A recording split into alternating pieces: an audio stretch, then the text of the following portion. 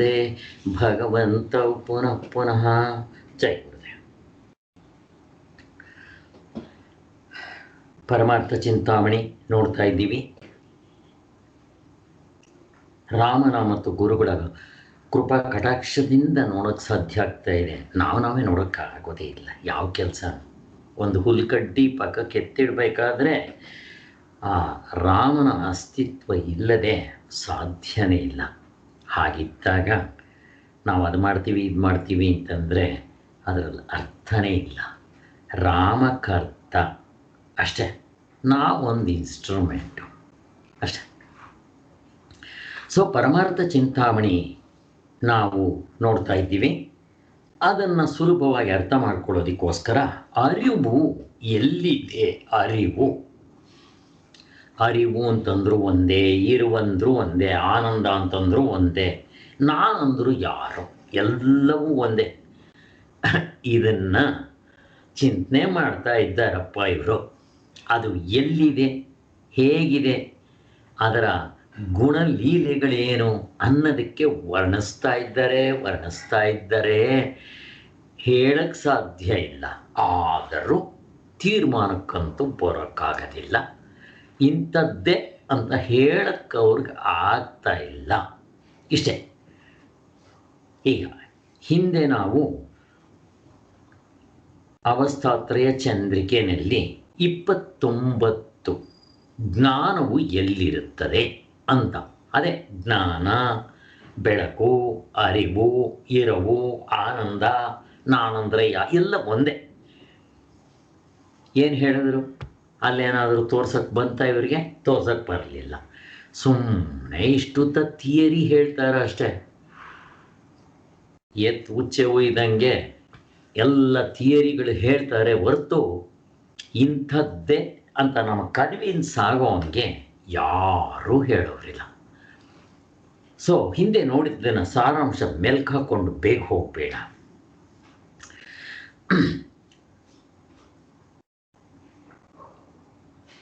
ಸಾರಾಂಶ: ಒಳಗಿನ ಅರಿವಿಗೆ ಪ್ರಾಧಾನ ಕೊಡೋರು, ಮನಸ್ಸಿಗೆ ಪ್ರಾಧಾನ ಕೊಡುವಂಥವರು ಬುದ್ಧಿಸಂನವರು, ವಿಜ್ಞಾನವಾದಿಗಳ ದೃಷ್ಟಿಯಿಂದ ಅವರೇನು ಹೇಳ್ತಾರೆ? ಹೊರಗೆ ವಸ್ತುನೇ ಇಲ್ಲ ಅಂತಾರೆ. ನಮ್ಮ ಅನುಭವಕ್ಕೆ ವಿರುದ್ಧವಾಗಿಲ್ವಾ? ಹೊರಗಡೆ ವಸ್ತು ಕಾಣ್ತಾ ಇಲ್ವಾ? ಅದರಿಂದ ಅವ್ರದ್ದು ಹೇಗೆ ನಂಬೋದು ಅಂತ ಬಿಟ್ಟರೆ, ಇನ್ನು ಬಾಹ್ಯ ಸತ್ಯತ್ವವಾದಿಗಳು ಹೊರಗಡೆ ವಸ್ತು ಸತ್ಯವಾಗಿದೆ ಅಂತ ಹೋಗಿ ನೀವಾದರೂ ಹೇಳ್ರಪ್ಪ, ವಸ್ತು ಸತ್ಯವಾಗಿದೆ ಅಂತ ಹೇಗೆ ಹೇಳುತ್ತೆ ಅಂತಂದರೆ, ಇಂದ್ರಿಯಗಳು ಹೇಳುತ್ತೆ ಇದು ಮಾವಿನ ಹಣ್ಣು, ಇದು ಕಿತ್ಲೆ ಹಣ್ಣು, ಇದು ನಿಂಬೆ ಹಣ್ಣು ಅಂತ. ನೀನು ನೋಡಿದ್ಯಾ ಅಂದರೆ, ಅಯ್ಯಯ್ಯೋ ನಾನು ನೋಡಿಲ್ಲಪ್ಪ, ನಾನು ಬರೀ ಬಣ್ಣ ನೋಡಿದ್ದೀನಿ, ಅದರ ಆಕಾರ ನೋಡಿದ್ದೀನಿ ಅಷ್ಟೇ ಅನ್ನುತ್ತೆ. ಮೂಗು ಹೇಳುತ್ತೆ ಬರೀ ನಾನು ವಾಸನೆ ನೋಡಿದ್ದೀನಿ, ನಾಲ್ಗೆ ಹೇಳುತ್ತೆ ಬರೀ ರುಚಿ ನೋಡಿದ್ದೀನಿ, ಹುಳಿ ಅಂತ ಹೇಳ್ತೀನಿ, ನಾನು ಮಾವಿನ ಹಣ್ಣು ಅಂತ ಹೇಳಕ್ಕೆ ಬರಲ್ಲ, ನಿಂಬೆಹಣ್ಣು ಅಂತ ಹೇಳಕ್ಕೆ ಬರಲ್ಲ ಅಂತ. ಇದು ಇನ್ನು ಇವರಪ್ಪ ಹಿಂದೆ ಇರೋ ಮನಸ್ಸು ಬುದ್ಧಿನ ಕೇಳಿ ನೀನು ನೋಡಿದ್ಯೇನೋ ಅಂತ. ಅರೆ ನಾನು ನೋಡೇ ಇಲ್ಲಪ್ಪ ಅದನ್ನು ಅಂತಾರೆ. ಹಿಂಗೆ ನಡೀತಾ ಇದೆ ನಮ್ಮ ವ್ಯವಹಾರ. ಯಾರು ನೋಡಿದ್ದಾರೆ? ಅದು ಬಂದಿರೋದು ಕಷ್ಟ. ಯಾಕೆ ಗೊತ್ತಾ? ಹೊರಗಡೆ ವಸ್ತುಗಳೇ ಸತ್ಯವಾಗಿಲ್ಲ. ಇನ್ನೀವೇನು ಹೇಳಕ್ಕೆ ಹೋಗುತ್ತೆ? ಹೋಗಲಿ, ಹೊರಗು ವಸ್ತುಗಳು ಸತ್ಯವಾಗಿಲ್ದಿದ್ರೆ ಹಾಳಾಗೋಗ್ಲಿ. ಹೊರಗಡೆ ವಸ್ತುಗಳು ಅಂತಂದರೆ ಎಷ್ಟು? 3 ಅಥವಾ 2 ಇಟ್ಕೊಳ್ಳಿ. ಆದಿ ದೈವಿಕ, ಆದಿ ಭೌತಿಕ. ಈಗ ಈ ವಸ್ತುಗಳು ಇದೆ ಅಂತ ಹೇಳ್ಬೇಕಾದ್ರೆ ಆಧ್ಯಾತ್ಮಿಕ ಇರಬೇಕು. ಹೋಗಲಿ, ಆ ಇಂದ್ರಿಯಗಳು ಸತ್ಯನಾ? ಅವು ಸತ್ಯ ಅಲ್ಲ. 19 ಮುಖಗಳು ಸತ್ಯನಾ? ಅವು ಸತ್ಯ ಇಲ್ಲ. ಕೊನೆಗೇನಾಗ್ಬಿಡುತ್ತೆ?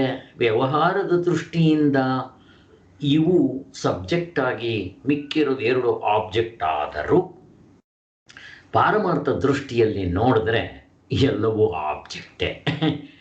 ನಾವು ಎಲ್ಲವನ್ನು ಹೊರಗಡೆ ಹಾಕಿ ಆತ್ಮನಲ್ಲಿ ನಿಂತು ನೋಡ್ತೀವಿ. ನಮ್ಗೆ ಅರ್ಥ ಆಗ್ತಾ ಇದೆ.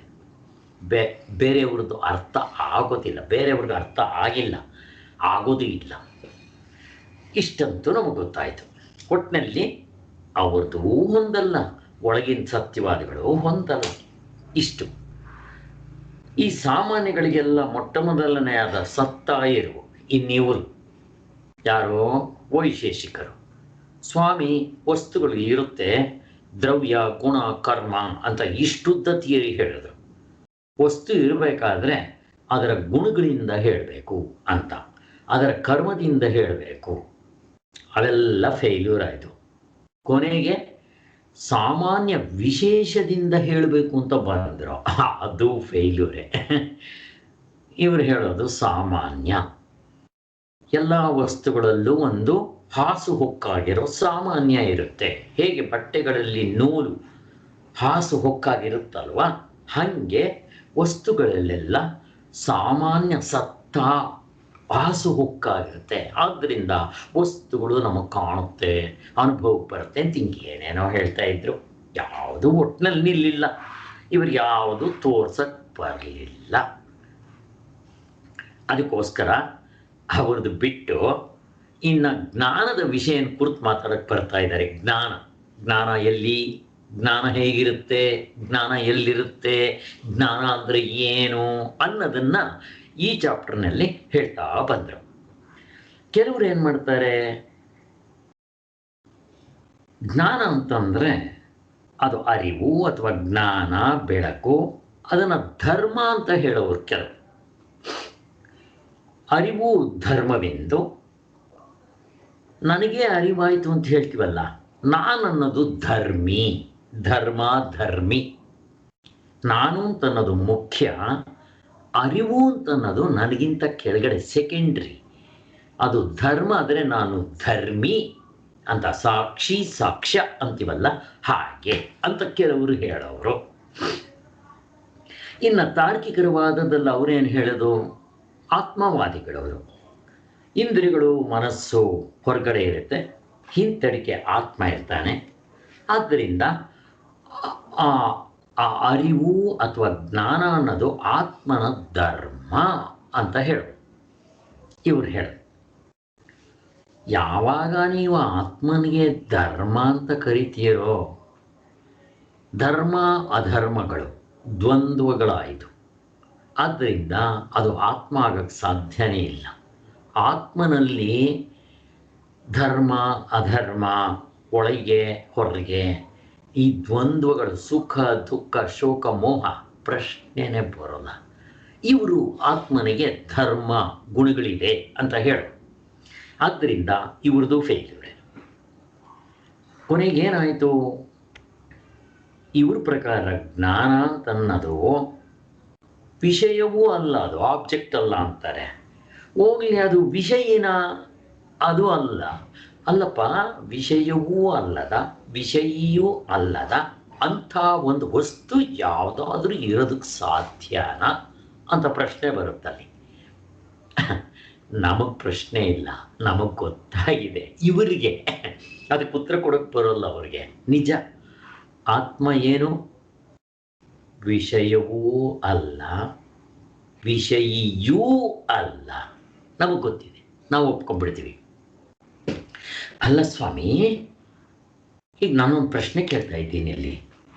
ಆತ್ಮ, ನಮ್ಮ ನಿಜವಾದ ಅರಿವು, ಇರುವು, ಆನಂದ ಆಬ್ಜೆಕ್ಟ್ ಅಲ್ಲ, ವಿಷಯ ಅಲ್ಲ.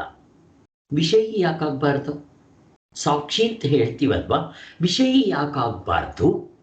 ನನ್ನ ಪ್ರಶ್ನೆ, ನೀವು ಯಾರಾದರೂ ಉತ್ತರ ಕೊಡಬೇಕು. ಆತ್ಮನು ವಿಷಯೀನ ಪ್ರಶ್ನೆ, ಸಬ್ಜೆಕ್ಟಾ? ಹೇಳಿ. ಅಲ್ಲ. ಏನು ಅಲ್ಲ. ಯಾಕೆ? ತಿಳ್ಕೊಳ್ಳೋದಿಲ್ಲ ಅಲ್ಲಿ ಸಬ್ಜೆಕ್ಟ್ ಅನ್ನೋದಕ್ಕೆ. ಏನಂದ್ರಿ? ಅನುಭವದಲ್ಲಿರೋದದು, ಅದು ತಿಳ್ಕೊಳ್ಳೋದು ವಿಷಯ ಆಗಲ್ಲ. ಅದಕ್ಕೆ ವಿಷಯ ಹೇಳಲೇ ಇಲ್ಲ, ಆತ್ಮನ್ನ ವಿಷಯ ಅಂತ ಹೇಳಲಿಲ್ಲ, ಆಬ್ಜೆಕ್ಟ್ ಅಲ್ಲ, ಒಪ್ಕೊಂತೀನಿ. ಸಬ್ಜೆಕ್ಟ್ ಯಾಕಾಗಬಾರ್ದು?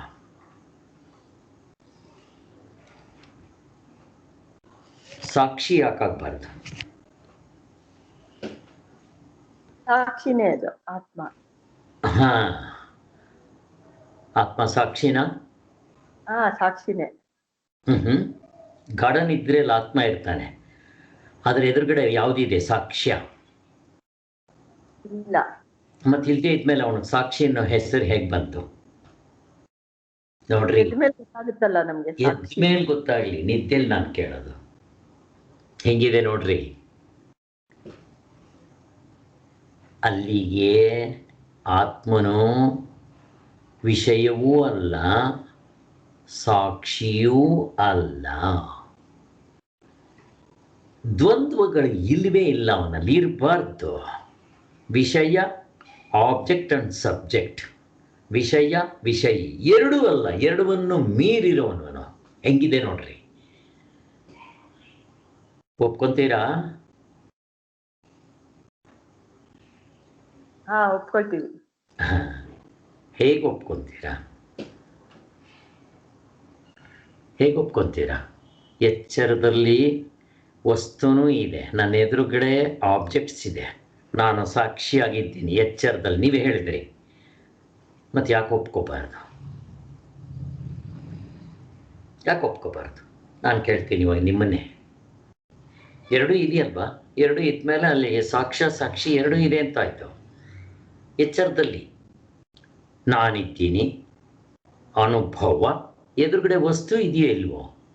ಅವಸ್ಥೆಗಳು ನನಗೆ ಸಾಕ್ಷಿ ಅಲ್ಲ, ಅವಸ್ಥೆಗಳು ನನಗೆ ಸಾಕ್ಷ್ಯ, ವಿಷಯ. ಅವಸ್ಥೆಗಳ ಒಳಗಡೆ ಇರೋದು ಅರ್ಧ ಡಜನ್ ನನಗೆ ಆಬ್ಜೆಕ್ಟ್, ವಿಷಯ. ನಾನು ಇದ್ದೇನೋ ಇಲ್ವೋ?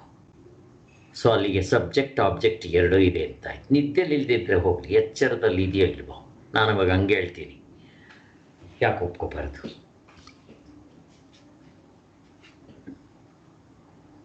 ಯಾರಾದರೂ ಟ್ರೈ ಮಾಡಿ, ಪ್ರಯತ್ನ ಮಾಡಿ.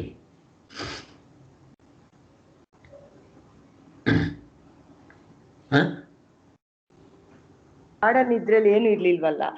ಗಾಢ ನಿದ್ರೆಯಲ್ಲಿ ಇಲ್ಲ ಸರಿ, ಬಟ್ ಅದೆಲ್ಲ ಉತ್ತರ. ನೋಡ್ರಿ, ಆತ್ಮನು ಸಬ್ಜೆಕ್ಟು ಆಬ್ಜೆಕ್ಟು ಅಲ್ಲ, ಸಬ್ಜೆಕ್ಟು ಅಲ್ಲ.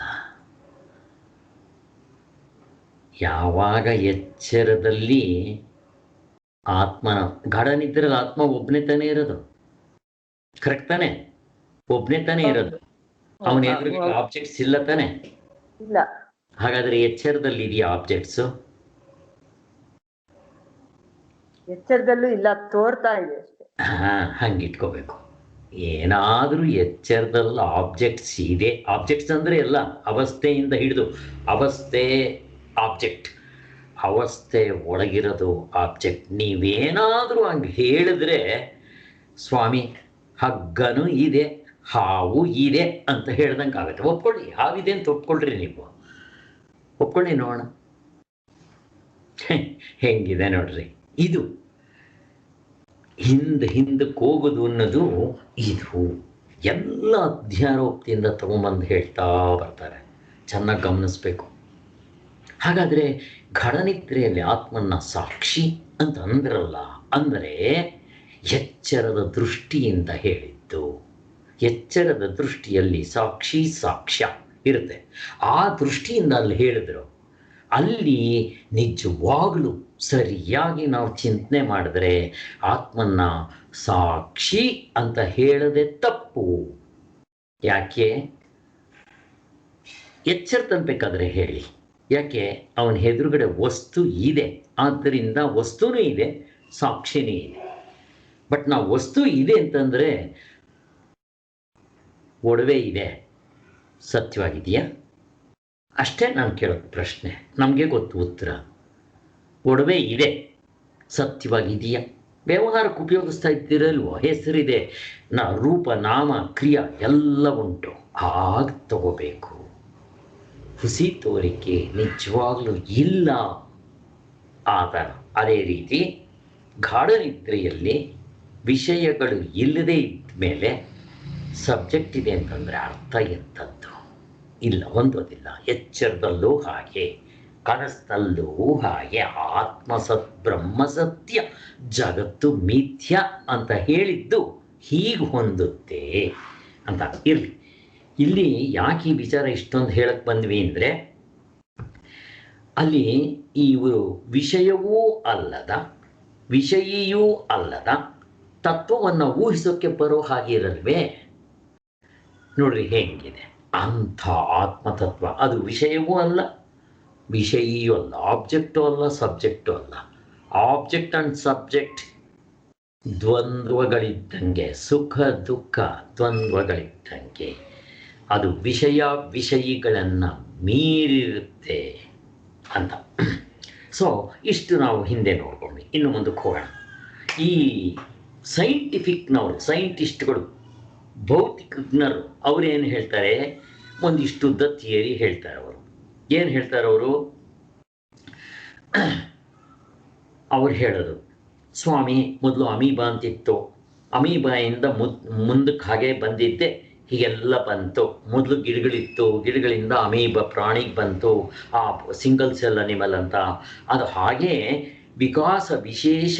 ವಿಕಾಸ ಹೊಂದಿ ವಿಶೇಷವಾಗಿ ಅದರಲ್ಲಿ ವಿಕಾಸ ಹೊಂದಬೇಕಾದ್ರೆ ಅದರಲ್ಲಿ ಅಡಾಪ್ಟೇಷನ್ನು, ಹೆರಿಡಿಟ್ರಿ, ಮತ್ತು ಅದು 4 ಕಾಲುಗಳ ಪ್ರಾಣಿಯಾಗಿದ್ದು, ಮತ್ತು ಕಾಡುಗಳಲ್ಲಿ ಸರ್ವೈವಲ್ ಆಫ್ ದಿ ಫಿಟೆಸ್ಟ್, ಯಾರು ಸ್ಟ್ರಾಂಗ್ ಆಗಿರ್ತಾರೋ ಅವ್ರು ಬದುಕೊಂತಾರೆ ಅಂತ ಹೇಳಿ ನ್ಯಾಚುರಲ್ ಸೆಲೆಕ್ಷನ್ ಅಂತ ಹೇಳಿಕೊಂಡು ಕೊನೆಗೆ ಈ ಪ್ರಾಣಿಗಳಿಂದ ಮನುಷ್ಯನು, ವಾನರ ಜಾತಿಯವನು ಕೋತಿಯ ಜಾತಿಯಿಂದ ಮನುಷ್ಯನು ಹುಟ್ಟದ ಅಂತ, ಹೀಗೆ ವಿಕಾಸವಾದ ಎಲ್ಲ ಹೇಳ್ಕೊಂಡ್ಬರ್ತಾರೆ ಇವರು.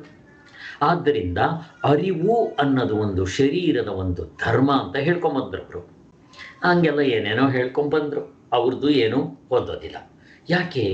ಈ ಸೈಂಟಿಸ್ಟ್ಗಳದ್ದು ಮುಖ್ಯವಾದ ದೋಷ ಏನಪ್ಪ ಅಂದರೆ, ಬೇರೆಯವರ ಮನಸ್ಸನ್ನು ಅವ್ರ ಎದುರುಗಡೆ ಇಟ್ಕೊಂಡು ಪರೀಕ್ಷೆ ಮಾಡ್ತಾರೆ. ಬೇರೆಯವರ ಕನಸನ್ನು ಎದುರುಗಡೆ ಇಟ್ಕೊಂಡು ಪರೀಕ್ಷೆ ಮಾಡ್ತಾರೆ. ಇವರೇನು ಮಾಡಿಬಿಡ್ತಾರೆ, ಮನಸ್ಸು, ಬುದ್ಧಿ, ಚಿತ್ತ, ಅಹಂಕಾರ, ಈವನ್ ಆತ್ಮ, ಅವ್ರ ಆತ್ಮನವರೆಗೂ ಹೋಗಲ್ಲ, ಬಿಟ್ಬೇಡ. ಆದರೆ ಬೇರೆಯವರ ಮನಸ್ಸಂತ ಏನಾದರೂ ಇಟ್ಕೊಂಡ್ರೆ ಅವ್ರು ಅದನ್ನು ಒಪ್ಪಲ್ಲ. ಮನಸ್ಸುಗೇನಸ್ಸು ಅವ್ರು ಹೇಳಿದೆಲ್ಲ ಬರೀ ಬ್ರೈನ್ವರೆಗೂ ಬರ್ತಾರೆ. ಮನಸ್ಸು ಸ್ವಾಮಿ ಅದು ನಮಗೇನೋ ಗೊತ್ತಿಲ್ಲ ಸ್ವಾಮಿ ಅಂದ್ಬಿಡ್ತಾರೆ. ನೀವು ವಾತ ಪಿತ್ತ ಕಫ ಅಂತ ಹೇಳಿ ಅವ್ರ ಹತ್ರ, ಹಾಗಾದರೆ ಏನು ಸ್ವಾಮಿ ಅಂತಾರೆ ಅವರು. ಅದೇ ರೀತಿ ಮನಸ್ಸಂದರೆ ಏನು ಅಂತ ಕೇಳಿದ್ರೆ, ನಮ್ಮ ಪಾಠ ಎಲ್ಲ, ನಮ್ಮ ಅನಾಟಮಿ, ಫಿಸಿಯಾಲಜಿ ಪುಸ್ತಕ ಹುಡುಕಿದ್ರು ಮೈಂಡ್ ಅಂತ ಎಲ್ಲೂ ಸಿಗೋದಿಲ್ಲ. ಅವ್ರು ಬ್ರೈನ್ ಅಂತ ಕೇಳಿ ಹೇಳ್ತಾರೆ, ಎಕ್ಸ್ಪ್ಲೈನ್ ಮಾಡ್ತಾರೆ. ಆದ್ದರಿಂದ ಇವರು ಹಾಗೆ ಹೋಗ್ಬಿಟ್ಟು ಎಲ್ಲವನ್ನೂ ತಮ್ಗೆ ಆಬ್ಜೆಕ್ಟ್ ಮಾಡಿಕೊಂಡು ಪರೀಕ್ಷೆ ಮಾಡ್ತಾ ಇರ್ತಾರೆ. ಪೇಷಂಟ್ ಆಬ್ಜೆಕ್ಟ್ ಇಟ್ಕೊಂಡೇ ಟ್ರೀಟ್ಮೆಂಟ್ ಕೊಡೋದು. ಅವರ ಕನಸುಗಳು ಇವರು ಪರೀಕ್ಷೆ ಮಾಡೋದು, ಆಬ್ಜೆಕ್ಟ್ ಆಗಿ ನೋಡ್ತಾರೆ. ನಾವು ಹಾಗಲ್ಲ ನೋಡೋದು. ನಮ್ಮ ಕನಸನ್ನು ನಾವೇ ಸ್ವಂತ ನೋಡಿ, ನಾನು ನನ್ನ ಕನಸಿನಲ್ಲಿದ್ದಾಗ ಹೇಗೆ ಅನಿಸುತ್ತೋ ಹಾಗೆ ತಂದು ಚಿಂತನೆ ಮಾಡಬೇಕು. ನಮಗೂ ಅವ್ರಿಗೆ ಎಷ್ಟು ವ್ಯತ್ಯಾಸ ಇದೆ ನೋಡ್ರಿ. ಆದ್ದರಿಂದ ಇವ್ರದ್ದು ಒಂದು ದೊಡ್ಡ ತಪ್ಪಂದರೆ ಅದನ್ನು ವಿಷಯ ಮಾಡ್ಕೊಂಡು ನೋಡ್ತಾರೆ ಅಂತ ಅನ್ನೋದು ನೋಡಿದ್ವಿ. ಅದರಿಂದ ಇವ್ರಿಗೂ ಏನೂ ಸಿಗೋದಿಲ್ಲ ಅಂತ. ಶರೀರವೇ ಮನಸ್ಸಿಗೆ ವಿಷಯವೆಂದು ಇವರು ಇಟ್ಕೊಂಡ್ಬಿಡ್ತಾರೆ. ಶರೀರ, ಮನಸ್ಸು, ಬುದ್ಧಿ, ಚಿತ್ತ, ಅಹಂಕಾರ ಎಲ್ಲವನ್ನು ವಿಷಯವಾಗಿ ಮಾಡ್ಕೊಂಡು ನೋಡ್ತಾ ಇರ್ತಾರೆ. ಇಷ್ಟು ಆಯಿತು. ಕೊನೆಗೆ ವಿಷಯದ ವಿಚಾರದಲ್ಲಿ ಹೇಗೋ ಹಾಗೆ ಇಲ್ಲಿಯೂ ವಿಜ್ಞಾನವಾದದಲ್ಲಿ ಎಲ್ಲ ಥರಲ್ಲೂ ತೊಡಕುಗಳು ಇರೋದೆ. ನಾನು ಅರಿಯುತ್ತೇನೆ, ನಾನು ಅನುಭವಿಸುತ್ತೇನೆ, ಇಲ್ಲಿ ನಾನೆಂಬುದು ಒಂದು ಬರಿಯ ವಿಜ್ಞಾನವೇ. ಹಾಗಾದರೆ ನನ್ನ ವಿಜ್ಞಾನವೆಂಬ ಅರಿವಾಗೋದಕ್ಕೆ ಕಾರಣ ಏನು ಅಂತ ಏನೋ ಸ್ವಲ್ಪ ಎತ್ಕೊಂಡ್ಬಂದರು. ಕೊನೆಗೆ ಏನಾಯಿತು ಅಂದರೆ, ಇಲ್ಲಿವರೆಗೂ ನಿನ್ನೆ ನಾವು ನೋಡಿದ್ದ ಟಾಪಿಕ್ನಲ್ಲಿ ಸಾರಾಂಶ ಏನಪ್ಪ ಅಂದರೆ, ವಿಚಾರ ಮಾಡಿದ್ದಕ್ಕೆ ಏರ್ಪಡೋದು ಏನಪ್ಪ ಅಂದರೆ, ಎಲ್ಲರೂ ನಮ್ಮ ನಿಜವಾದ ಆಧ್ಯಾತ್ಮ ತತ್ವ ಒಂದು ಬಿಟ್ಟು ಎಲ್ಲರೂ ತಮ್ಮ ತಮ್ಮ ದೃಷ್ಟಿಗೆ ತೋರದ್ದನ್ನೇ ತತ್ವ ಅಂತ ಮೊದಲೇ ಫಿಕ್ಸ್ ಮಾಡ್ಕೊಂಡ್ಬಿಡ್ತಾರೆ ಅವರು. ಹೇಗೆ? ವಿಷಯ ಸತ್ಯತ್ವವಾದಿಗಳು ವಸ್ತುಗಳು ಸತ್ಯವಾಗಿದೆ ಅಂತ ಅವ್ರು ಮೊದಲೇ ಹಿಡ್ಕೊಂಡ್ಬಿಡ್ತಾರೆ. ಇನ್ನು ಬುದ್ಧಿಸಮ್ನವರು ಮನಸ್ಸೇ ಸತ್ಯ ಅಂತಲ್ಲ, ಅದು ತೋರಿ ಹಾರೋದೆ, ಆದರೆ ಮನಸ್ಸನ್ನೇ ಹಿಡ್ಕೊಂಡ್ಬಿಡ್ತಾರೆ. ಇನ್ನು ಸೈಂಟಿಸ್ಟ್ಗಳು ಹೀಗೆ, ಎಲ್ಲರೂ ಹೀಗೆ. ಇನ್ನು ಇವರು ವೈಶೇಷಿಕರು, ತಾರ್ಕಿಕರು, ಅವರು ಹಾಗೆ. ಅವರೇನೋ ದ್ರವ್ಯ, ಗುಣ, ಕರ್ಮ, ಅದ್ರ ಜೊತೆಗೆ ಏನೋ ಆತ್ಮ ಅಂದ್ಕೊಂಡು ಏನೇನೋ ಸೇರಿಸ್ಕೊಂಡು ಅವರು ಮೊದಲೇ ಏನೋ ಒಂದು ಇಟ್ಕೊಂಡ್ಬಿಟ್ಟಿರ್ತಾರಲ್ಲ, ಅದರಲ್ಲಿ ಸಾಮಾನ್ಯ ಅನ್ನೋದು ಹಾಸು ಹೊಕ್ಕಾಗಿದೆ ಅಂತ ಹೇಳಿ ಹೀಗೆಲ್ಲ ಇವರು ಇಟ್ಕೊಂಡ್ಬಿಡ್ತಾರೆ ಅಂತ ಹೇಳ್ತಾ ಇದ್ದಾರೆ. ವಿಜ್ಞಾನವಾದಿ ಅಂದರೆ ಇವರು ಬುದ್ಧಿಸಮ್ನವರು ಮನಸ್ಸನ್ನು ಬಿಟ್ಟು ಮತ್ತೇನೂ ನಂಬೋದಿಲ್ಲ. ಇನ್ನು ಹೊರಗಡೆ ವಸ್ತುಗಳನ್ನ ಸತ್ಯ ಅಂತ ಹೇಳೋರು ವಸ್ತುವನ್ನ ಸತ್ಯವಾಗಿರೋದು ಬಿಟ್ಟು ಬೇರೆ ನಂಬಲ್ಲ. ಹೀಗೆ ಇನ್ನು ಭೌತಿಕವಾದಿ ಸೈಂಟಿಸ್ಟ್ಗಳು ಭೌತಿಕ ವಸ್ತುಗಳು ಬಿಟ್ಟು ಬೇರೆ ತತ್ವವನ್ನು ಅವರು ಒಪ್ಪೋ ಹಾಗಿಲ್ಲ. ಅನುಭವದಲ್ಲಿ ನೋಡಿದ್ರೆ ವಿಜ್ಞಾನವು ಶರೀರಾದಿಗಳು ವಿಜ್ಞಾನಕ್ಕೆ ಗೋಚರವಾಗಿರೋ ಹೊರಗಿನ ಪ್ರಪಂಚ ಮೂರು ಸಮವಾಗಿ ಕಂಡುಬರುತ್ತೆ. ಅಂದರೆ ಇವರು ಎಲ್ಲರೂ ಆತ್ಮನಲ್ಲಿ ನಿಂತರೆ ಆಬ್ಜೆಕ್ಟಾಗಿ ಕಾಣ್ತಾರೆ. ಯಾರ್ಯಾರು? ಆದಿದೈವಿಕ ಫಸ್ಟ್ ಆಫ್ ಆಲ್ ಅವಸ್ಥೆ, ಆದಿದೈವಿಕ, ಆದಿಭೌತಿಕ, ಆಧ್ಯಾತ್ಮಿಕ, ಕಾಲದೇಶ, ಕಾರ್ಯಕಾರಣ ಭಾವ. ಇಷ್ಟು ಎಲ್ಲಿ ತೋರುತ್ತೆ? ಅವಸ್ಥೆ ಒಳಗೆ. ಅವಸ್ಥೆ ಏನಾಯಿತು? ಆತ್ಮನಿಗೆ ವಿಷಯವಾಯಿತು. ಆದ್ದರಿಂದ ಎಲ್ಲವನ್ನು ಹೊರಗೆ ಹಾಕಿ ಅನುಭವದಿಂದ ನೋಡೋದು ನಾವು. ಇವೆಲ್ಲ ಏನಾಯಿತು? ಕೊನೆಗೆ ನಮಗೆ ಹೊರಗಿನ ಪ್ರಪಂಚ ಎಲ್ಲವೂ ಸಮ ಆಗೋಯ್ತು, ನಮಗೆ ಎಲ್ಲವೂ ಆಬ್ಜೆಕ್ಟ್ ಆಗೋಯ್ತು. ಈ ವಿಷಯ ಸತ್ಯತ್ವವಾದಿಗಳು ವಿಷಯ ಸತ್ಯ ಅನ್ನಲಿ, ನೀವೇನು ಹೇಳ್ತೀರಿ ಹೇಳಿ ಸ್ವಾಮಿ, ಆಬ್ಜೆಕ್ಟ್. ಆಮೇಲೆ ಇನ್ನು ಸೈಂಟಿಸ್ಟ್ಗಳು ಬ್ರೈನು ಗೀನು ಶರೀರ ನಮ್ಗೆ ಆಬ್ಜೆಕ್ಟ್ ಸ್ವಾಮಿ ಆತ್ಮನಿಗೆ. ಇನ್ನು ವಿಜ್ಞಾನವಾದಿಗಳು ಮನಸ್ಸೋ ಬುದ್ಧಿ ಚಿತ್ತ, ನೀವು ಏನು ಹೇಳ್ತೀರ ಹೇಳ್ರಿ, ನಮ್ಗೆ ಆಬ್ಜೆಕ್ಟ್. ನೀವು ಇನ್ಯಾರು ಬರ್ತೀರ ಬನ್ನಿರಿ. ಇನ್ನು ವೆಸ್ಟರ್ನ್ ಫಿಲಾಸಫರ್ಸ್ ನೀವೇನು ಹೇಳ್ತೀರೋ ನಮ್ಗೆ ಆಬ್ಜೆಕ್ಟ್. ಎಲ್ಲರದು ಇವರು ಆಬ್ಜೆಕ್ಟ್ ಮಾಡಿ ಬಿಸಾಕ್ಬಿಟ್ರು. ಎಚ್ಚರದಲ್ಲೆಲ್ಲ ಆಬ್ಜೆಕ್ಟ್ ತಾನೇ ಇರೋದು. ನಾವು ಕನಸ್ಗೆ ಹೋಗಿದ ತಕ್ಷಣ ನಮ್ಗೆ ಆಬ್ಜೆಕ್ಟ್ ತಾನೇ ಆಗುತ್ತೆ. ಆದ್ದರಿಂದ ಅನುಭವದಲ್ಲಿ ನೋಡಿದ್ರೆ ಇವೆಲ್ಲವೂ ಒಂದನ್ನು ಬಿಟ್ಟು ಒಂದು ಇರೋ ಹಾಗಿಲ್ಲ. ಇದ್ದದ್ದನ್ನಿದ್ದಂತೆ ವಿಂಗಡಿಸಿ ವಿಚಾರಿಸದೆ ಅವರೆಲ್ಲ ಮುಗ್ಗರಿಸ್ತಾ ಇದ್ದಾರೆ. ಇದ್ದದ್ದನ್ನಿದ್ದಾಗ ಚಿಂತನೆ ಮಾಡೋದು ವೇದಾಂತ. ನಮಗೆ ಇದ್ದದ್ದನ್ನಿದ್ದಾಗೆ ನೋಡಿದ್ದಕ್ಕೆ ಬಂದಿದ್ದ ತಕ್ಷಣ ನನಗೆ ಹಗ್ಗ ಅಂತ ಗೊತ್ತಾಯಿತು, ಹಾವಿಲ್ಲ ಅಂತ ಗೊತ್ತಾಯಿತು. ಅದೇ ರೀತಿ ಈ ಪ್ರಪಂಚ ಆದಿದೈವಿಕ, ಆದಿಭೌತಿಕ, ಆಧ್ಯಾತ್ಮಿಕ ಇವರೆಲ್ಲ ಏನೇನು ಹುಡುಕ್ತಾ ಇದ್ದಾರೋ ಸರ್ಕಸ್ಸು ವೈಶೇಷಿಕರು ಎಲ್ಲವನ್ನೂ ನಮಗೆ ವಿಂಗಡಿಸಿ ಎಚ್ಚರದ ಅವಸ್ಥೆಯಲ್ಲಿ ಒಟ್ಟಾಗಿ ನೋಡ್ತಾ ಇದ್ದೀವಿ ನಾವು. ಕನಸಿನವರು ನೋಡೋಕ್ಕೆ ಹೋಗಲಿಲ್ಲ, ಅದೇ ಮಾಡಿದ ತಪ್ಪು. ನಮಗೂ ಅವ್ರಿಗೂ ಇಷ್ಟು ವ್ಯತ್ಯಾಸ. ಒಟ್ಟಿನಲ್ಲಿ ನಾನೆಂಬ ತತ್ವವು ಯಾವುದೇ ಆಗಿರಲಿ ಅದು ನಮ್ಮ ಸ್ವರೂಪವೆಂದು ಎಲ್ಲರಿಗೂ ಸಮ್ಮತವಾಗಿದೆ. ಅವ್ರ ಪಾಪ ಇದು ಒಪ್ಕೊತಾರೆ, ಆದರೆ ಅವ್ರಿಗೆ ತೋರ್ಸಕ್ಕೆ ಬರ್ತಾ ಇಲ್ಲ. ಯಾವುದೋ ನಾನು ಅನ್ನೋದು ಒಂದು ತತ್ವ ಇದೆ, ಅದೇ ನಮ್ಮ ಸ್ವರೂಪ. ಆದರೆ ಅವ್ರಿಗೆ ಸಮ್ಮತವಾಗಿ ಉತ್ತರ ಕೊಡೋಕ್ಕೆ ಬರ್ತಾ ಇಲ್ಲ, ಅದನ್ನು ಎಕ್ಸ್ಪ್ಲೈನ್ ಮಾಡೋಕ್ಕೆ ಬರ್ತಾ ಇಲ್ಲ, ಅನುಭವದಲ್ಲಿ ತೋರ್ಸಕ್ಕೆ ಬರ್ತಾ ಇಲ್ಲ. ಯಾಕೆ? ಯಾರನ್ನೇ ಕೇಳಿ, ನಾನು ಹೋಗ್ತೀನಿ, ನಾನು ಬರ್ತೀನಿ, ನಾನು ನೋಡ್ತೀನಿ, ಹಿಂಗೆ ನಾನು ನಾನು ನಾನು ಅಂತ ಹೇಳ್ತಾರೆ. ನಾನನ್ನೋ ತತ್ವ ಯಾವುದು ಬಿಡಿಸ್ಕೊಳ್ಳೋಕ್ಕೆ ಬಂದಿಲ್ಲ. ಅದು ಒಂದು ಬಿಡಿಸ್ಕೊಂಡ್ರೆ ಎಲ್ಲದಕ್ಕೂ ಉತ್ತರ ಸಿಗುತ್ತೆ, ನಮಗೆ ಗೊತ್ತು ಎಂದು ಮುಂತಾಗಿ ನಾವು ಮಾತನಾಡುವಾಗ ಶರೀರವನ್ನೇ ಮುಖ್ಯವಾಗಿ ನಾವು ಕರಿತೀವಿ. ಅದರನ್ನೇನಂತೀವಿ? ಶರೀರಾತ್ಮ ಅಂತೀವಿ. ಕೆಲವರು ಏನು ಹೇಳ್ತಾರೆ, ಈ ಶರೀರದ ಜೊತೆಗೆ ಪ್ರಾಣ ಇರಬೇಕಾಗತ್ತೆ, ಆದ್ದರಿಂದ ಪ್ರಾಣಾತ್ಮ ಅಂತ ಹೇಳೋರು. ಕೊನೆಗೆ ಎಲ್ಲಿ ಯಾವುದರಲ್ಲಿ ಪ್ರಾಣವಿರುತ್ತೋ ಅದನ್ನು ಪ್ರಾಣವನ್ನು ಹೊಂದಿರುವಂಥದ್ದಕ್ಕೆ ಜೀವ, ಅದಕ್ಕೆ ಜೀವಾತ್ಮ ಅಂತಾರೆ. ಅಲ್ಲಿಗೆ ಶರೀರ ಪ್ರಾಣ ಇವೆರಡನ್ನು ಕೂಡಿಸಿ ವ್ಯವಹಾರ ಮಾಡೋದು ನಮಗೆ ಸ್ವಾಭಾವಿಕವಾಗಿದೆ. ಯಾರಿಗಾದರೂ ಪ್ರಾಣ ಇಲ್ಲ ಅಂದರೆ ಸತ್ತೋಗ್ಬಿಟ್ಟಿದ್ರೆ, ಅಯ್ಯೋ ಅವನು ಸತ್ತೋಗ್ಬಿಟ್ಟಿದ್ದಾನೆ, ಪ್ರಾಣ ಇಲ್ಲ ಅಂತೀವಿ. ಆದ್ದರಿಂದ ಅಲ್ಲಿ ಜ್ಞಾನ ಇಲ್ಲ ಅಂತೀವಿ, ಅರಿವಿಲ್ಲ ಅಂತೀವಿ. ಆದ್ದರಿಂದ ಈ ಪ್ರಾಣ ಮತ್ತು ಅರಿವು ಜೊತೆಯಲ್ಲೇ ಇರುತ್ತೆ ಅಂತ ನಮಗೆ ಆ ಥರ ಸ್ವಲ್ಪ ಮಾಡ್ಕೊಂಡ್ಬಿಡ್ತೀವಿ ನಾವು. ಇನ್ನು ಇಂದ್ರಿಯಗಳ ವ್ಯಾಪಾರ, ಮನಸ್ಸಿನ ವ್ಯಾಪಾರ, ಇವುಗಳಿಂದ ನಾವು ಹೊರಗಿನ ವಿಷಯಗಳನ್ನ ಅರಿತಾ ಇರ್ತೀವಿ. ನಾನು ತಿಳಿತೀನಿ, ಯೋಚಿಸ್ತೀನಿ, ಅರಿತೀನಿ ಅನ್ನೋದು ಇಷ್ಟು. ಈ ವ್ಯವಹಾರಕ್ಕೆ ಕಾರಣವಾಗಿರುವ ನನ್ನನ್ನು ಒಟ್ಟುಗೂಡಿಸಿ ಇವನ್ನು ವಿಜ್ಞಾನಾತ್ಮ ಅಂತ ಅನ್ನಬಹುದು ಅಂತ ಇಲ್ಲಿಗೆ ಬಂದಿತ್ತು. ಸೊ ಹಿಂದಿನ ಚಾಪ್ಟರ್ನಲ್ಲಿ ಇಲ್ಲಿವರೆಗೂ ಬಂದು ನಿಲ್ಲಿಸಿದ್ರು. ಈಗ ಇವತ್ತು 30ನೇ ಚಾಪ್ಟರ್ ಪ್ರಾಣಾತ್ಮವಾದ, ಅದನ್ನು ತೊಗೊಂಡ್ಬರ್ತಾ ಇದ್ದಾರೆ. ಇವಾಗ ವಸ್ತುಗಳು ನೋಡ್ಕೋದ್ರು ಸಿಗಲಿಲ್ಲ, ಸ್ವಲ್ಪ ಹಿಂದಕ್ಕೆ ಬಂದು ಮನಸ್ಸನ್ನು ನೋಡಿ ವಸ್ತುಗಳು ಅಂದಿದ ತಕ್ಷಣ ಇಲ್ಲಿ ಆದಿ ದೈವಿಕ ಆದಿ ಭೌತಿಕ ಎಲ್ಲ ಸೇರಿಸ್ಕೊಂಡ್ಬಿಡ್ಬೇಕು. ಕೊನೆಗೆ ಇವರು ಆಧ್ಯಾತ್ಮಕ್ಕೆ ಬಂದು ಮನಸ್ಸಿನಲ್ಲಿ ನೋಡೋಕೆ ಶುರು ಮಾಡಿದ್ರು, ಸಿಗಲಿಲ್ಲ. ಬುದ್ಧಿಸಮ್ನವರು ಮನಸ್ಸನ್ನ ಹಿಡ್ಕೊಂಡು ನೋಡೋಕೆ ಶುರು ಮಾಡಿದ್ರು, ಸಿಗಲಿಲ್ಲ. ಕೊನೆಗೆ ಇವರು ಎಲ್ಲಿಗೆ ಬಂದರು?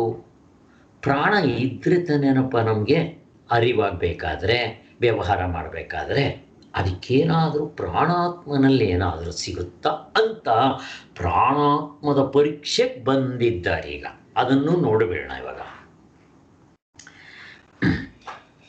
ನೋಡ್ರಿ ಎಲ್ಲಿಂದ ಎಲ್ಲಿಗೆ ಹೋಗ್ತಾ ಇದ್ದಾರೆ.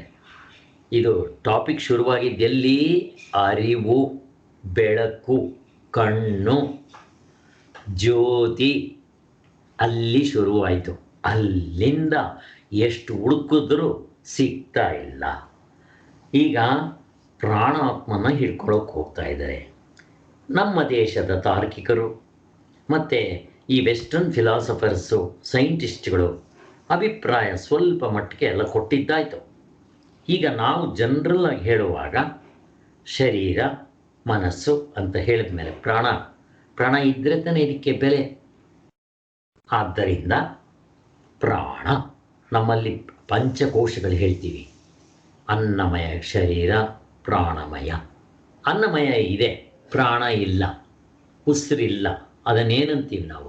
ಸತ್ತೋಗ್ಬಿಟ್ಟಿದ್ದಾರೆ, ತೊಗೊಂಡು ಊತಾಕ್ಬಿಟ್ರೆ ನಾವು ಅಂತೀವಿ. ಅಲ್ಲಿಗೆ ಪ್ರಾಣ ಇರಬೇಕು ಅಂತ ಹೇಳಿ ಇವರೆಲ್ಲ ಇವಾಗ ಪ್ರಾಣವನ್ನು ವಿಚಾರ ಮಾಡೋಣ, ಅವಾಗೇನಾದರೂ ಅರಿವು ಸಿಗುತ್ತೇನೋ ಅಂತ ಬಂದಿದ್ದಾರೆ ಇವರು. ನಾನು ನಿಮ್ಮನ್ನು ಒಂದು ಪ್ರಶ್ನೆ ಕೇಳ್ತೀನಿ.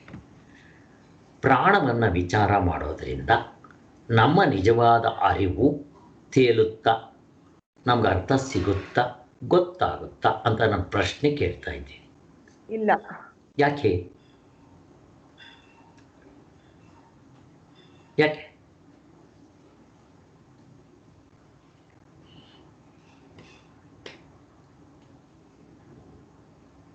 ಹೇಳಿ, ಯಾಕೆ?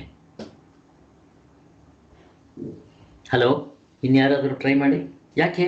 ದಿವ್ಯಾ, ಬೇರೆಯವ್ರು ಯಾರಾದ್ರು ನೋಡಿ.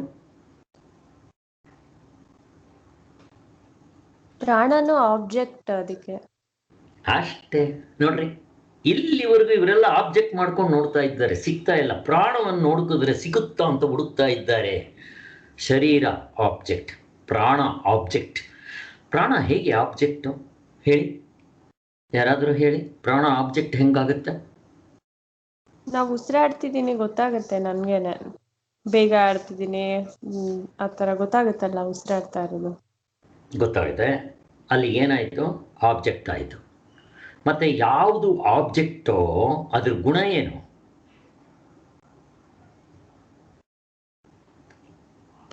ಅದು ಬದಲಾಗ್ತಾ ಇರುತ್ತೆ. ಆಮೇಲೆ ಇಲ್ದಂಗ ಆಗಲ್ಲ. ಪ್ರಾಣ ಬದಲಾಗ್ತಾ ಇರುತ್ತೆ, ವಿಷಯ ಆಗಿರುತ್ತೆ, ಆಬ್ಜೆಕ್ಟ್ ಆಗಿರುತ್ತೆ. ಬದಲಾವಣೆ ಹೆಂಗಾಗುತ್ತೆ? ಪ್ರಾಣಾಯಾಮ ಮಾಡಿದಾಗ ಫಾಸ್ಟಾಗಿ ಸ್ಲೋ ಆಗಿ ಮಾಡ್ಬೋದು, ಓಡಿದ್ರೆ ಫಾಸ್ಟಾಗಿ ಉಸಿರಾಡ್ಬೋದು, ಭಯ ಆದಾಗ ಫಾಸ್ಟಾಗಿ ಉಸಿರಾಡ್ತೀವಿ. ಬೇಕು ಅಂದ್ರೆ ನಾನು ಉಸಿರನ್ನ ಹಿಡಿದಿಡ್ತೀನಿ. 1 ನಿಮಿಷ, 2 ನಿಮಿಷ, 3 ನಿಮಿಷ. ಒಬ್ಬ ಯಾರೋ ನೀರಿನಲ್ಲಿ ಇವನು ಸುರೇಶ ಕಳಿಸಿದ್ದ, ಶೀರ್ಷಾಸನ ಹಾಕ್ಕೊಂಡು ಮಲಗಿದ್ದ, ಉಸಿರಾಡೋದಿಲ್ಲ. ಅವನು 2 ನಿಮಿಷನೋ 3 ನಿಮಿಷನೋ ಇದ್ದ. ಇನ್ನೊಬ್ಬನ್ನ ಯಾರೋ ಒಂದು ಪೆಟ್ಟಿ ಒಳಗಡೆ ಹಾಕ್ಬಿಡ್ತಾರೆ, ನೀರು ತುಂಬಿಟ್ಟಿರ್ತಾರೆ, ಪೆಟ್ಟಿ ಒಳಗಡೆ ಹಾಕ್ಬಿಡ್ತಾರೆ. ಅವನು 10 ನಿಮಿಷನೋ 15 ನಿಮಿಷನೋ ಅಥವಾ 1/4 ಗಂಟೆನೋ ಉಸಿರನ್ನ ಕಟ್ಕೊಂಡಿದ್ದ. ಅಲ್ಲಿಗೆ ಉಸಿರನ್ನ ಕೂಡ ಇಟ್ಕೋಬಹುದು, ಕಡಿಮೆ ಮಾಡ್ಕೋಬಹುದು, ಜಾಸ್ತಿ ಮಾಡ್ಕೋಬಹುದು. ಅಲ್ಲಿಗೆ ಮಾರ್ಪಾಡಾಗ್ತಾ ಇದೆ. ಈಗ ಬದಲಾವಣೆ ಆಗ್ತಾ ಇರೋದು ನಮಗೆ ಗೊತ್ತಾಗ್ತಾ ಇದೆ. ಆಬ್ಜೆಕ್ಟ್ ಅದು ಇಲ್ದಂಗೆ ಆಗಬೇಕಪ್ಪ. ಎಲ್ಲಾಗುತ್ತೆ? ಆಗೋದಿಲ್ವಲ್ಲ. ಆವಾಗ ಆಬ್ಜೆಕ್ಟ್ ಹೆಂಗಾಗುತ್ತದು?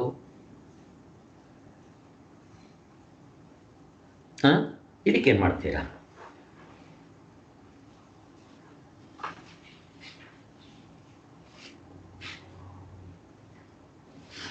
ನಿದ್ದೆಯಲ್ಲಿ ಪ್ರಾಣ ಇರುತ್ತಾ? ನಮಗ್ ಗೊತ್ತಾಗಲ್ಲ, ಇರುತ್ತಾದ್ರೆ ಅನುಭವ ಹಿಡಿ. ನಮ್ಮ ಅನುಭವದಲ್ಲಿ ಇರಲ್ಲ. ಅಷ್ಟೇ ಬೇಕಾಗಿರೋದು, ಅನುಭವ ಹಿಡ್ಕೊಳ್ಳಿ. ಮತ್ತೆ ಇಲ್ಲಿ ನಾವು ಎಡುತ್ತಾ ಇದ್ದೀವಿ ಅಷ್ಟೇ. ಬೇಕಾಗಿಲ್ಲ. ಪ್ರಾಣ ನಿದ್ದೆಯಲ್ಲಿ ಇರಲ್ಲ. ಯಾರಿಗಾದ್ರೂ ಅನುಭವ ಇದ್ರೆ ಹೇಳ್ಬಿಡ್ರಿ. ನಾನು ಮಲಗಿದ್ದಾಗ ನಾನು ಬುಸ್ ಬುಸ್ ಅಂತ ಉಸಿರಾಡ್ತೀನಿ ಹೇಳ್ರಿ ನೋಡೋಣ. ಯಾರಾದ್ರೂ ಎದೆ ಮುಟ್ಕೊಂಡು ಎಚ್ಚರದ ದೃಷ್ಟಿಯಿಂದ ಬೇರೆಯವರು ಉಸಿರಾಡೋದು ನಾನು ತಿಳ್ಕೊಂಡು ನಾನು ಹಿಂಗೆ ಬುಸ್ ಬುಸ್ ಅಂತ ಉಸಿರಾಡ್ತೀನಿ ಅಂತ ಹೇಳಿದ್ರೆ ಅದು ಎಚ್ಚರದ ದೃಷ್ಟಿ ವಿಚಾರ ಆಯ್ತೆ ಹೊರತು ನನ್ನ ಅನುಭವದ ವಿಚಾರ ಆಗಲಿಲ್ಲ. ಅಲ್ಲಿಗೆ ಪ್ರಾಣ ಇಲ್ಲದೆ ಇರಕ್ಕೆ ಬರುತ್ತೆ ಅಂತ ಆಯ್ತು ನನಗೆ. ಆ ಅನುಭವ ಹಿಡ್ಕೋಬೇಕು ನಾವು. ನೋಡ್ರಿ ಹೆಂಗಿದೆ, ನಚಿಕೇತ ಯಮಧರ್ಮರಾಜನ ಹತ್ರ ಹೋದಾಗ ಶರೀರ ಇಲ್ಲದೆ ಧರ್ಮ ಅಧರ್ಮಗಳು ಇಲ್ಲದೆ ಆ ಧರ್ಮ ಅಧರ್ಮಗಳನ್ನ ಮೀರಿರುವಂಥ ವಸ್ತು ಉಂಟಾ ಅಂತಾರೆ. ಫಸ್ಟ್ ಕ್ಲಾಸ್ ಆಗಿದೆ ಅಂತಾನೆ. ಕೊನೆಗೆ ಮನಸ್ಸನ್ನ ಬಿಟ್ಟಿರೋದಕ್ಕೆ ಬರುತ್ತೆ. ಯಾವುದು ಹಾ, ಶಾಸನ ನೋಡ್ಬಿಟ್ಟಿದ್ದಾರೆ ಆಗ್ಲೇ.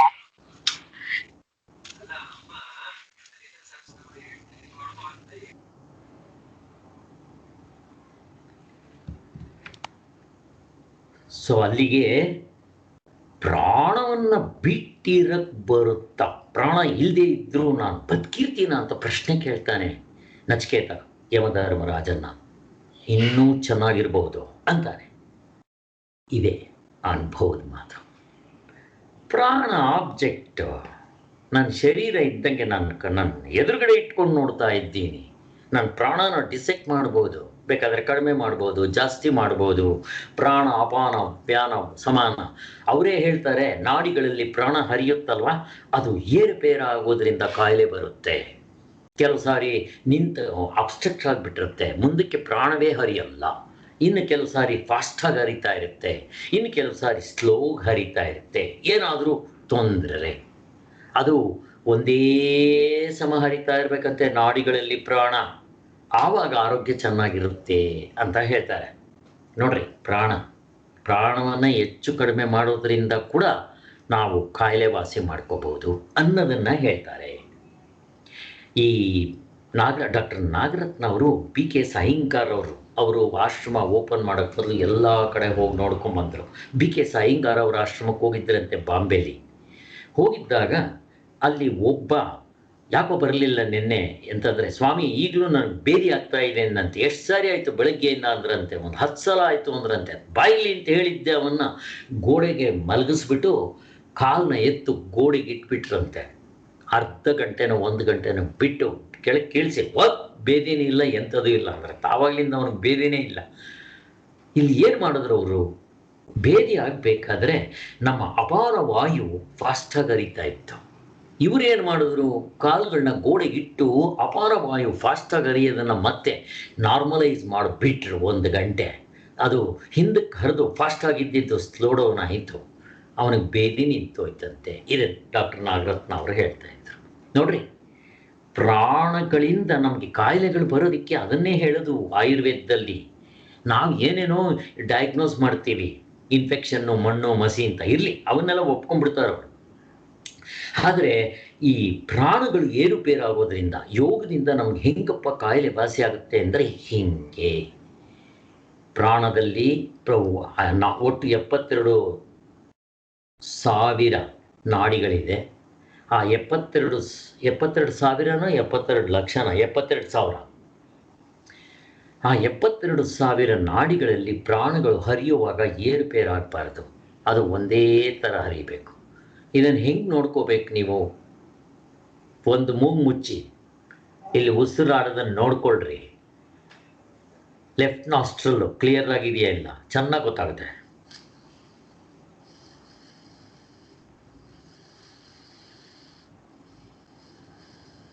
ಬ್ಲಾಕ್ ಆಗಿಲ್ಲ.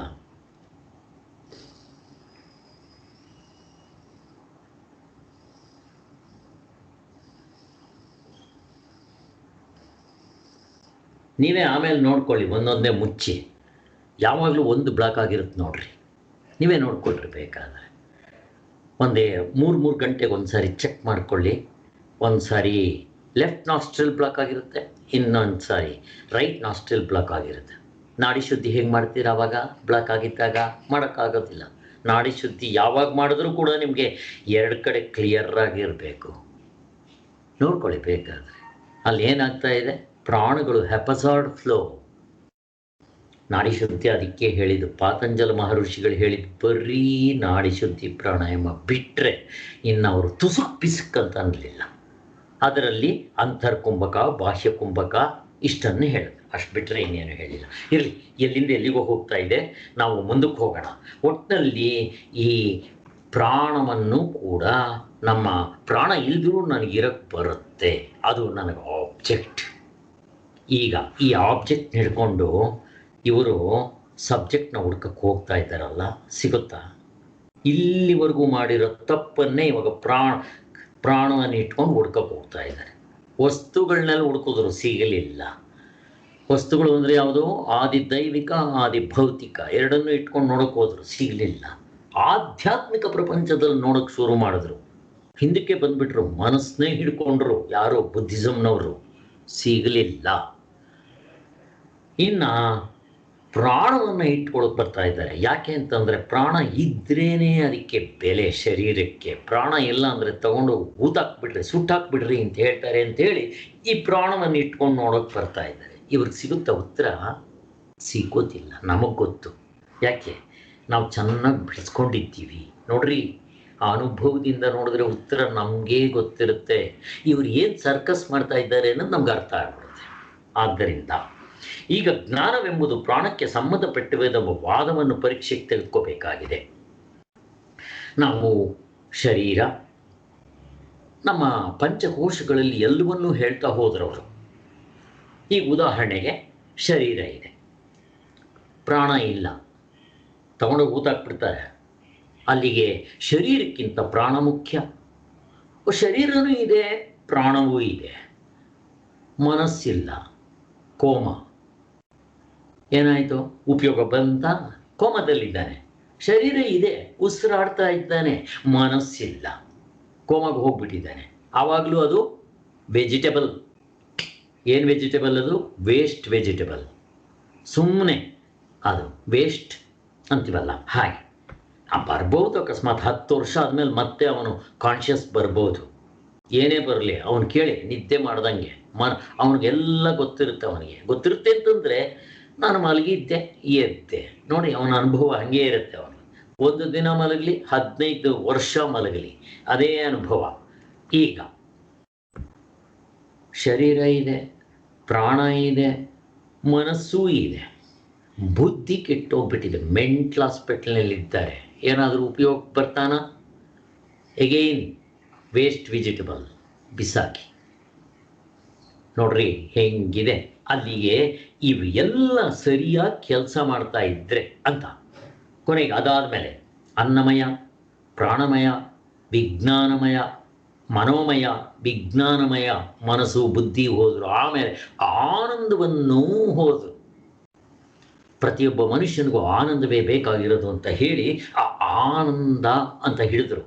ಆನಂದ ಸೇರೆ ವಸ್ತುಗಳಲ್ಲಿರೋ ಆನಂದ ಹಿಡ್ಕೊಂಡ್ರೆ ಹೊರತು ನಿಜವಾದ ಆತ್ಮನ ಆನಂದ ಹಿಡ್ಕೊಂಡ್ಲಿಲ್ಲ ಇವರು. ಒಟ್ಟಿನಲ್ಲಿ ಈ 5 ಕೂಡ ನಮಗೆ ಪಂಚಕೋಶಗಳು ಆಬ್ಜೆಕ್ಟ್. ಯಾವುದು ಆಬ್ಜೆಕ್ಟು? ನಾನಲ್ಲ ಅದು. ಅಲ್ಲಿ ನೋಡ್ರಿ, ಅದಕ್ಕೆ ಪಂಚಕೋಶಗಳನ್ನ ಆಬ್ಜೆಕ್ಟಾಗಿ ನೋಡ್ತೀವಿ ನಾವು. ಅದೇ ರೀತಿ ಎಚ್ಚರ, ಕನಸು, ನಿದ್ದೆ ನನಗೆ ಸಾಕ್ಷಿ, ಅವುಗಳಿಗೆ ಸಾಕ್ಷಿಯಾಗಿರ್ತೀನಿ ನಾನು. ಹೀಗೆ ಇರಲಿ. ಈಗ ಪ್ರಾಣಾತ್ಮದು ಜ್ಞಾನವೆಂಬುದು ಪ್ರಾಣಕ್ಕೆ ಸಂಬಂಧಪಟ್ಟವೆಂಬ ವಾದವನ್ನು ಪರೀಕ್ಷೆಗೆ ತೆಗೆದುಕೋಬೇಕಾಗಿದೆ. ಇದರಲ್ಲಿ ಪ್ರಾಚೀನ ಕಾಲದ ಚರ್ಚೆ, ಪ್ರಾಚೀನ ಕಾಲದಿಂದಲೂ ಇದರ ಬಗ್ಗೆ ಚರ್ಚೆ ನಡ್ಕೊಂಡು ಬರ್ತಾ ಇದೆ. ಇದನ್ನು ಎಲ್ಲ ಬಗೆಯಿಂದಲೂ ಹೆಚ್ಚೆಚ್ಚಾಗಿ ವಿವರಿಸ್ತಾ ಬಂದಿದ್ದಾರೆ. ಪ್ರಾಣದ ತತ್ವ ಮಾತ್ರ ಇಂದಿಗೂ ರಹಸ್ಯವಾಗಿದೆ, ಯಾರೂ ಬಿಡಿಸ್ಕೊಳ್ಳೋಕೆ ಬಂದಿಲ್ಲ. ಈ ಭೌತಿಕಜ್ಞರು ಅಭಿಪ್ರಾಯದಲ್ಲಿ ಅದನ್ನು ಮನುರಾನ್ ಅಂತೇನೋ ಕರೀತಾರಂಥವರು. ಪ್ರಾಣದ ಅತ್ಯಂತ ಅವ್ಯಕ್ತ ರೂಪ, ಅದು ಕಾಣಿಸೋದಿಲ್ಲ ಕಣ್ಣಿಗೆ. ಅದನ್ನು ಅಮೀಬಾದಲ್ಲಿ ಮೂಲ ಪ್ರಾಣಿಯಾಗಿ ಬಗೆ ಬಗೆಯ ವಿಕಾಸ ಆಗ್ತಾ ಆಗ್ತಾ ಆಗ್ತಾ ಈ ಮನುಷ್ಯನಲ್ಲಿ ಈ ರೆಸ್ಪಿರೇಟರಿ ಸಿಸ್ಟಮ್ ಇವೆಲ್ಲ ಪ್ರಾಣದ ಇವೆಲ್ಲ ಸಂಚಾರ ಎಲ್ಲ ನಡೀತು ಅಂತ ಹೇಳಿದ್ರು. ಕೊನೆಗೆ ಅಲ್ಲಿಂದ ಬಂದು ಮತ್ತು ಈ ಸೈಂಟಿಸ್ಟ್ಗಳೆಲ್ಲ ಇಲ್ಲಿಗೆ ಬಂದುಬಿಡ್ತಾರೆ. ಅಮೀಬಾಯಿಂದ ಕೊನೆಗೆ ಕೋತಿವರೆಗೂ ಬಂದು ಮಾನವನವರೆಗೂ ಬಂದು ಹಿಂಗೆಲ್ಲ ಬಂದುಬಿಡ್ತಾರೆ. ನರನಲ್ಲಿಯೂ ವಾನರನಲ್ಲಿಯೂ ಇರುವ ಪ್ರಾಣಶಕ್ತಿ ಒಂದೇ ಬಗೆಯಾಗಿರುವುದೆಂಬುದು ಭೌತಿಕಜ್ಞರ ವಾದ. ಅಂದರೆ ಈ ಸೈಂಟಿಸ್ಟ್ಗಳು ಪ್ರಾಣವು ಹೇಗೆ ವಿಕಾಸ ಆಯಿತು ಅಂತ ಹೇಳಿದ ಮಾತ್ರಕ್ಕೆ ಪ್ರಾಣದ ಸ್ವರೂಪವೇನು ಗೊತ್ತಾಯಿತು ಅಂತ ಏನು ಗೊತ್ತಾಗೋದಿಲ್ಲ. ಅದರ ವಿಕಾಸ ಆಯಿತು ಸರಿ. ಹಾಗೆ ಗಿಡಗಳಲ್ಲಿ ಮೊದಲು ಗೊತ್ತಾಗ್ತಾ ಇರಲಿಲ್ಲ, ಈಗ ಗಿಡಗಳು ಕೂಡ ಉಸಿರಾಡುತ್ತೆ ಅಂತ ಹೇಳಿದ್ರು, ಪ್ರಾಣ ಇದೆ ಅಂತ. ಅದೇ ರೀತಿ ಪ್ರಾಣಿಗಳಲ್ಲೂ ಎಲ್ಲ ಥರಲ್ಲೂ ಸಿಂಗಲ್ ಸೆಲ್ ಅನಿಮೆಯಿಂದ ಹಿಡಿದು ಮನುಷ್ಯನವರೆಗೂ ಪ್ರಾಣಕ್ಕೂ ಮನುಷ್ಯನಲ್ಲಿರುವ ನಾನೆಂಬ ತತ್ವಕ್ಕೇನಾದರೂ ಸಂಬಂಧ ಇದೆಯಾ ಅಂತ ಹುಡ್ಕೊಳ್ಳೋಕೆ ಬರ್ತಾ ಇದ್ದಾರೆ ಇವರು. ಪ್ರಾಣವನ್ನು ಹಿಡ್ಕೊಂಡು ನಾನನ್ನೋ ತತ್ವ, ಅರಿವೆಂಬುದು ಪ್ರಾಣದ ಧರ್ಮವೇ ಅಥವಾ ಅದಕ್ಕಿಂತ ಬೇರೆಯಾದ ಮತ್ತೊಂದು ತತ್ವದ ಧರ್ಮವೇ? ಇಲ್ಲಿ ನಮ್ಮ ಮುಂದೆ ಒಂದು ದೊಡ್ಡ ಪ್ರಶ್ನೆ ಬರುತ್ತೆ.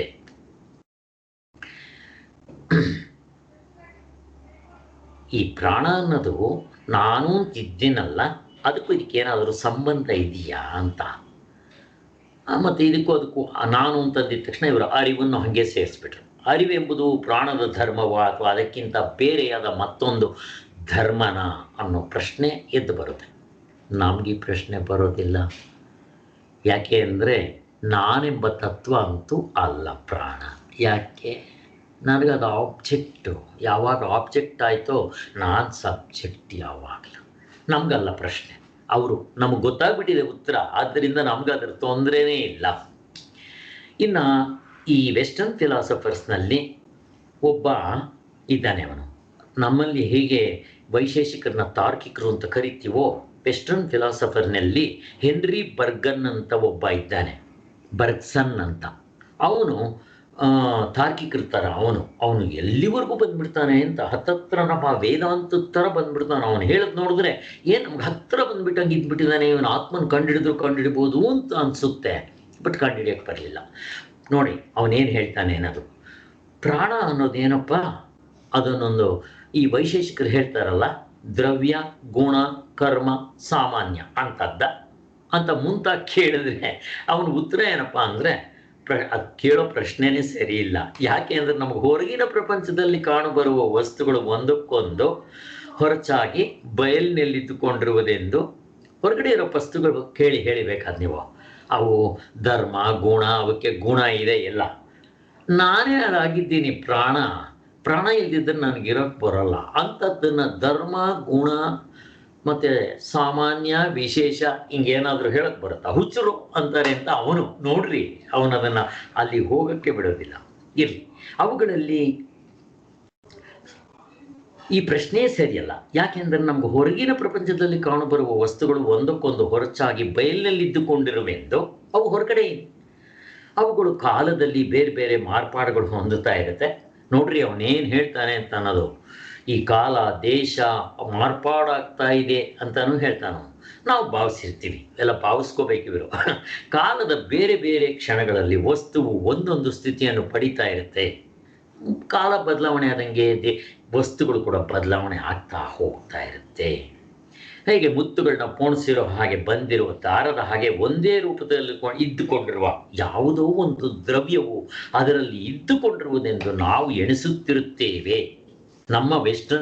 ನಮ್ಮ ಈ ವೈಶೇಷಿಕರು ಏನು ಹೇಳ್ತಾರೆ, ಒಂದು ಸತ್ತಾ ಸಾಮಾನ್ಯ ಎಲ್ಲ ವಸ್ತುಗಳಲ್ಲೂ ಹಾಸು ಹುಕ್ಕಾಗಿದೆ ಅಂತ ಹೆಂಗೆ ಹೇಳ್ತಾರೋ ಇವನು ಹಾಗೇ ನೋಡ್ಕೊಳಕ್ಕೆ ಹೋಗ್ತಾರೆ. ನಾವು ಹೇಳೋದು ಬೇರೆ ಅರ್ಥದಲ್ಲಿ ಹೇಳ್ತೀವಿ. ನಾವೇನು ಹೇಳ್ತೀವಿ ಗೊತ್ತಾ? ಇರೋದು ಆತ್ಮನೇ, ಮತ್ತೆ ಈಗ ತೋರ್ತಾ ಇದೆಯಲ್ಲ ಆತ್ಮನೇ ಹೀಗೆ ತೋರ್ತಾ ಇದೆ ಅಂತ ನಾವು ಕೊನೆಗೆ ಹೇಳ್ಬಿಡ್ತೀವಿ. ಇವರು ಅದನ್ನೇ ಹೇಳಕ್ಕೆ ಹೋಗಲ್ಲ, ಅದರಲ್ಲೆಲ್ಲ ಆತ್ಮನ ಹುಡ್ಕಕ್ಕೆ ಹೋಗ್ತಾರೆ. ಅದೇ ಬಂದಿರೋದು ಕಷ್ಟ. ಆತ್ಮನಲ್ಲ, ನನ್ನ ನಿಜವಾದ ಸ್ವರೂಪ ಏನು ಅಥವಾ ಅರಿವಂದರೆ ಏನು, ಇವರಿಗೆ ಕನ್ಫ್ಯೂಷನ್ನು. ಯಾವುದು ಕ್ಲಿಯರ್ ಕಟ್ ಇಲ್ಲ, ಹಂಗಾಗ್ಬಿಟ್ಟಿದೆ ಅವರು. ನಮ್ಮದು ಕ್ಲಿಯರ್ ಕಟ್ ಆಗಿಬಿಟ್ಟಿದೆ ನಮಗೆ. ಹಾಗೆ ನಾವೇನು ಮಾಡ್ತೀವಿ, ಇರೋದು ಬ್ರಹ್ಮ ಸತ್ಯ, ಮತ್ತು ಜಗತ್ತು ವ್ಯವಹಾರದಲ್ಲಿ ಕಾಣುತ್ತಲ್ಲ ಸ್ವಾಮಿ, ಅದೇ ಹಿಂಗೆ ತೋರ್ತಾ ಇದೆ, ಮುಗಿದೋಯ್ತು ಸ್ವಾಮಿ. ಒಡವೆ ಕಾಣ್ತಾ ಇದೆ, ಹೌದಪ್ಪ, ಚಿನ್ನವೇ ಒಡವೆ ರೂಪದಲ್ಲಿ ತೋರ್ತಾ ಇದೆ. ಮಣ್ಣೆ ಮಡಿಕೆ ಕುಡಿಕೆ ಆಗಿ ತೋರ್ತಾ ಇದೆ, ಮುಗಿದೋಯ್ತು. ಆತ್ಮನೇ ನನ್ನ ನಿಜವಾದ ಸ್ವರೂಪವೇ ಪ್ರಪಂಚವಾಗಿ ತೋರ್ತಾ ಇದೆ. ನಮಗೂ ಉತ್ತರ ಸಿಕ್ಬಿಡುತ್ತೆ, ಇವ್ರಿಗೆ ಸಿಗೋದಿಲ್ಲ. ನಮ್ಮ ಮನಸ್ಸು ಈ ವಾಸನೆಯಿಂದ ತುಂಬಿರುವುದರಿಂದ ಪ್ರಾಣ ಅಂದರೆ ಏನು ಎಂಬ ಪ್ರಶ್ನೆ ನಾವು ಹಾಕ್ತಾ ಇದ್ದೀವಿ. ಆದರೆ ಪ್ರಾಣವೆಂಬುದು ಇಂಥ ವಸ್ತು ಅಲ್ಲ. ಹೇಗೆ ವೈಶೇಷಿಕರು ಅದನ್ನು ಒಂದು ವಸ್ತು ಅಂತ ಮಾಡ್ತಾರೋ ಹಂಗಲ್ಲ ಅಂದ್ಬಿಡ್ತಾನೆ ಇವನು. ಅಥವಾ ಯಾವುದಾದ್ರೂ ಒಂದು ವಸ್ತುವಿನ ಸ್ಥಿತಿಯೋ ಅಲ್ಲ, ಅದು ಪರಮಾರ್ಥವಾದ ಕಾಲ ಸ್ವರೂಪವಾಗಿರಬಹುದಾ? ನೋಡ್ರಿ, ಅದು ಯಾವುದೋ ಒಂದು ಪರಮಾರ್ಥ ಅಂದರೆ ಒಂದು ಶ್ರೇಷ್ಠವಾದ್ದು ಕಾಲ, ಅವನು ಕಾಲ ತಗೊಂಡ್ಬರ್ತಾನೆ ಅಲ್ಲಿ.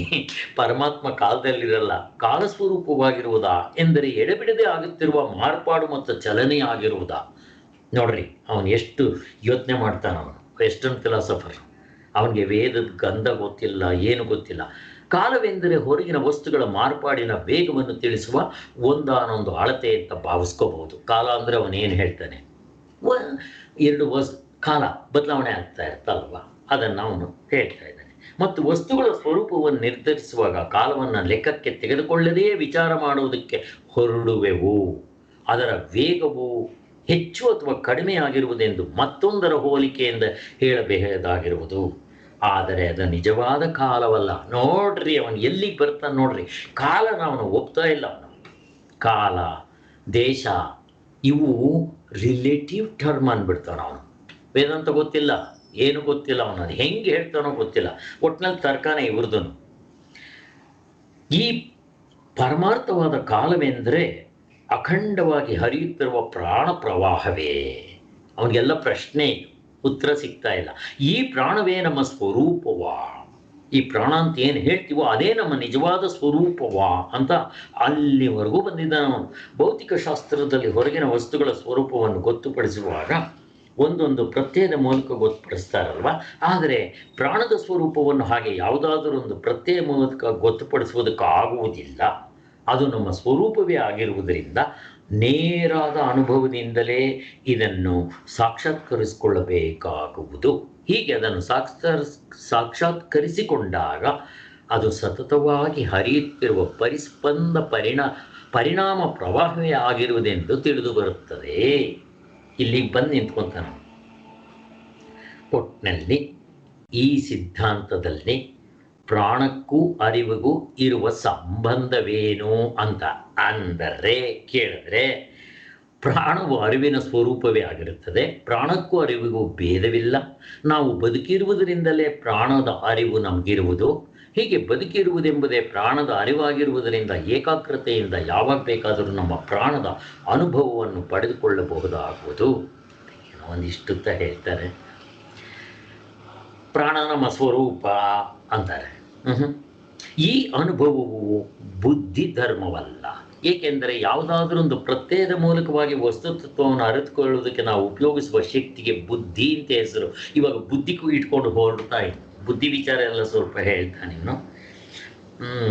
ಹೀಗೆ ಈ ಬುದ್ಧಿ ಎಂಬುದು ಪ್ರಾಣರೂಪದ ವಿಶಾಲವಾದ ಅರಿವಿನ ಸಾಗರದಲ್ಲಿ ಈ ಬುದ್ಧಿ ಅನ್ನೋದನ್ನು ಹೆಂಗೆ ಅಂತ ಅವನು ವರ್ಣಿಸ್ತಾನೆ.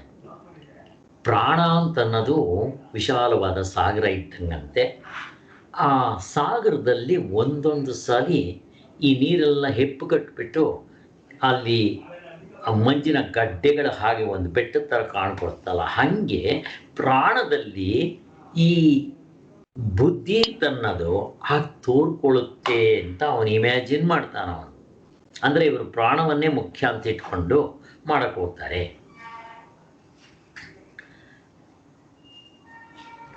ಆದ್ದರಿಂದ ಹೊರಗಿನ ಸತ್ತೆಯನ್ನು ಇಂತಿಷ್ಟಿಂಥದೆಂದು ಆಕಾರದಿಂದಲೇ ಅರಿತುಕೊಳ್ಳಬೇಕೆಂಬ ನಿಯಮವೇರ್ಪಟ್ಟಿರುವುದನ್ನು ಈ ಬುದ್ಧಿಯ ಮೂಲಕ ನಾವು ಇರುವಿನ ರಾಶಿಯನ್ನು ಅರಿತುಕೊಂಡು ಆ ಅರಿವನ್ನು ನಮ್ಮ ವ್ಯವಹಾರಕ್ಕೆ ಉಪಯೋಗಿಸ್ಕೊಳ್ತಾ ಇದ್ದೀವಿ. ಬುದ್ಧಿಯು ಇರುವಿನಲ್ಲಿ ಉಂಟಾಗುತ್ತಿರುವ ಪರಿಚ್ಛೇದದ ಎರಡು ಬಗೆಯಾಗಿರುತ್ತೆ. ಇವೆಲ್ಲ ಹೇಳ್ತಾರೆ. ಅದಕ್ಕೆ ಹೇಳಿದ್ದು ಸ್ವಲ್ಪ ಕಾಫಿ ಟೀ ಕುಡ್ಕೊಂಡು ಕೂತ್ಕೋಬೇಕು ಅಂತ. ಇಲ್ಲಿಗೆ ನಾನು ನಿಲ್ಲಿಸ್ತಾ ಇದ್ದೀನಿ. ನಾಳೆ ಆದಷ್ಟು ಬೇಗ ಇದರ ಸಾರಾಂಶ ನೋಡಿಕೊಂಡು ಮುಂದಕ್ಕೆ ಹೋಗ್ಬೇಡ. ಓಂ ಶಾಂತಿ ಶಾಂತಿ ಶಾಂತಿ. ಜೈ ಗುರುದೇವ. ಯಾರಿಗಾದರೂ ಪ್ರಶ್ನೆ ಇದ್ದರೆ